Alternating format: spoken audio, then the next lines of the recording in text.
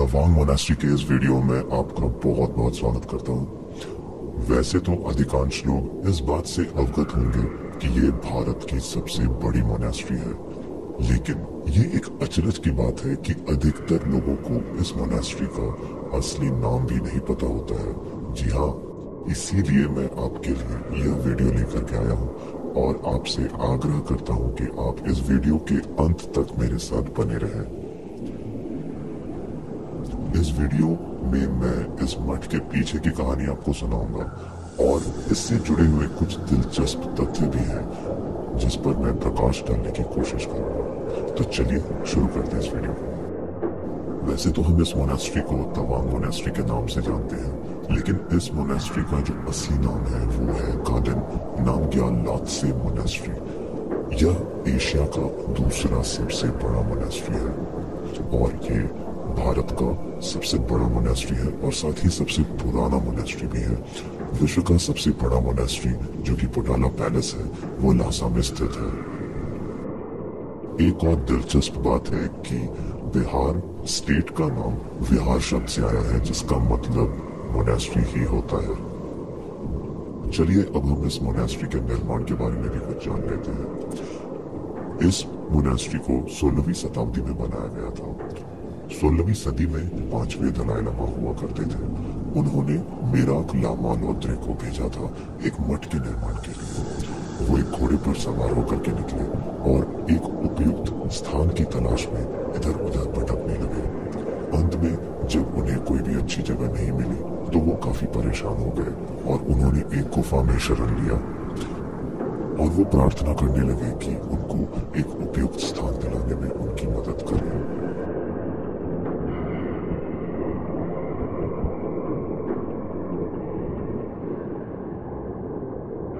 जब वो इस गुफा से बाहर निकले तब उन्होंने देखा कि उनके साथ में जो आया हुआ घोड़ा था वो घोड़ा विलुप्त हो चुका है, वो कहीं गायब हो चुका है। उन्होंने उस घोड़े को बहुत ढूंढा। अंत में उन्हें वह घोड़ा एक पहाड़ के ऊपर में घास चरता हुआ मिला। इस जगह को देखते ही वो समझ गया कि यही वो जगह है जहां पर मठ का निर्माण होना चाहिए और इसीलिए इस जगह को चुना गया।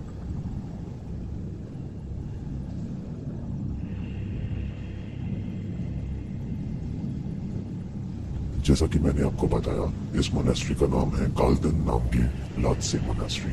इसका मतलब होता है एक आकाशीय स्वर्ग। आप कल्पना करें कि एक निर्मल रात है जिसमें आसमान साफ हो, उसमें दिखने वाला एक तरह का आकाशीय स्वर्ग। शायद आप इस शब्द के पीछे, इस कॉन्सेप्ट के पीछे जो गहराई है उसे तुरंत नहीं समझ पाए, लेकिन जब आप इस जगह को अपनी आंखों से देखेंगे तब शायद आप इसकी गहराई को कुछ हद तक समझ पाएंगे।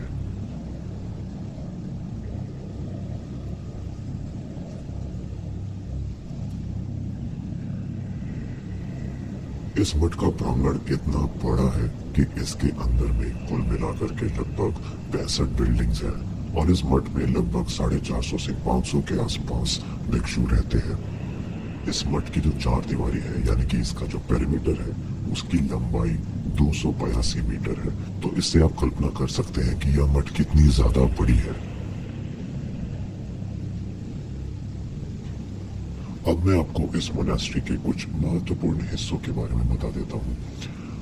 हमारे ठीक सामने जो बिल्डिंग दिख रही है, यहाँ प्रार्थना के लिए दिए जलाए जाते हैं।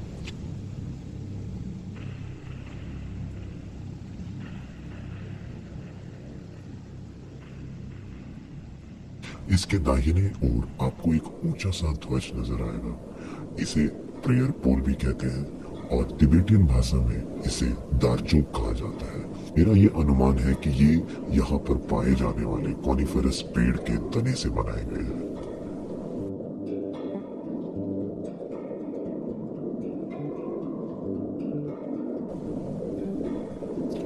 अब आप यहाँ के मुख्य प्रार्थना कक्ष को देख सकते हैं। जब हम लोग इस मोनास्ट्री में पहुंचे तो यहाँ प्रार्थना चल रही थी। इसी कारणवश हमें कुछ देर बाहर प्रतीक्षा करनी पड़ी। और यह यहाँ की एक पुस्तकालय है। उसके बाएं तरफ आप किसी तरह का भंडार गृह या यहाँ स्टोर हाउस आप कह सकते हैं, वो आप देख सकते हैं। तो चलिए चलते हैं इस मठ की ओर और अब मैं आपको इस मठ के अंदर का कक्ष दिखाता हूँ।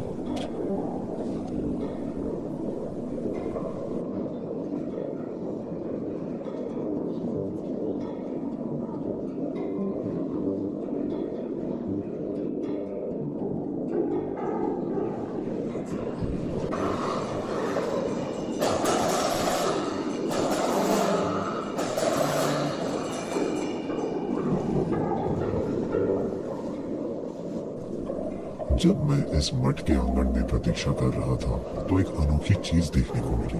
मैंने देखा कि यहाँ के भिक्षु किसी वस्तु को ढूंढ रहे हैं और धरती से उठा करके इकट्ठा कर रहे हैं। जिज्ञासावश जब मैंने पूछा तो पता चला कि ये लोग मनका यानी प्रेयर बीड्स को चुन रहे थे। प्रेयर बीड्स का बुद्धिस्ट कल्चर में बहुत ज्यादा महत्व है। तो चलिए अब चलते हैं इस मठ की ओर और मैं आपको इस मठ के अंदर का कक्ष दिखाता हूँ। भीतर बने कक्ष को दुखांग कहते हैं। यहाँ भगवान बुद्ध की 5.5 मीटर की प्रतिमा विराजमान है। आपको प्रवेश करते ही एक अलग ही शांति की अनुभूति होती है। इस अनुभूति को शब्दों में बयां करना बहुत ही ज्यादा मुश्किल है।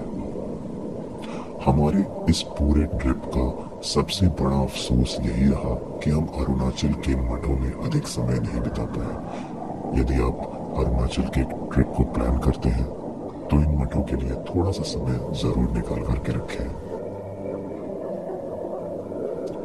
इस मठ के अंदर बुद्धिस्ट कल्चर के बहुत ही महत्वपूर्ण अवशेषों को रखा गया है। इसके अंदर न जाने कितने सैकड़ों पांडुलिपियां, टंका चित्र और अनेक सांस्कृतिक वस्तुएं सुरक्षित हैं। इसी से जुड़ा हुआ एक और मठ है जिसे अनिगुम्पा भी कहा जाता है। यह मठ बुद्धिस्ट भिक्खुनियों यानी कि नन्स के लिए बनाया गया है। दोनों मठों के बीच में एक घाटी है और इसे पार करने के लिए एक राज्य मार्ग यानी कि रोपवे का निर्माण किया गया है। हमें यह जानकर बहुत निराशा हुई कि जब हम यहाँ पहुंचे तो उस समय यह राज्य मार्ग बंद पड़ा हुआ था। यह जानकर के और अधिक निराशा हुई कि यह मरम्मत के अभाव के कारणवश बंद पड़ा हुआ है। मैं यह आशा करता हूँ कि इसे पुनः संचालित किया जाए, न केवल यात्रियों के लिए अपितु स्थानीय लोगों के लिए यह बहुत ज्यादा उपयोगी होगा। अगर आपने इस चैनल को सब्सक्राइब नहीं किया है तो कृपया इसे सब्सक्राइब कर दें और हो सके तो बेल की घंटी भी दबा दें। अगली वीडियो में मैं आपको बोमदीला के मठ की झलक दिखाऊंगा। यह मठ तवांग मोनास्ट्री जितना बड़ा तो नहीं है, लेकिन यह बहुत ही ज्यादा सुंदर है। मेरे अरुणाचल के श्रृंखला में और भी कई वीडियोस हैं, आप उन्हें भी देख सकते हैं। आपके मन में यदि कोई सवाल हो तो आप कमेंट में मुझसे पूछ सकते हैं। इसी के साथ मैं आपसे विदा लेता हूँ और मिलता हूँ मैं आपसे अगली वीडियो में। बहुत बहुत धन्यवाद।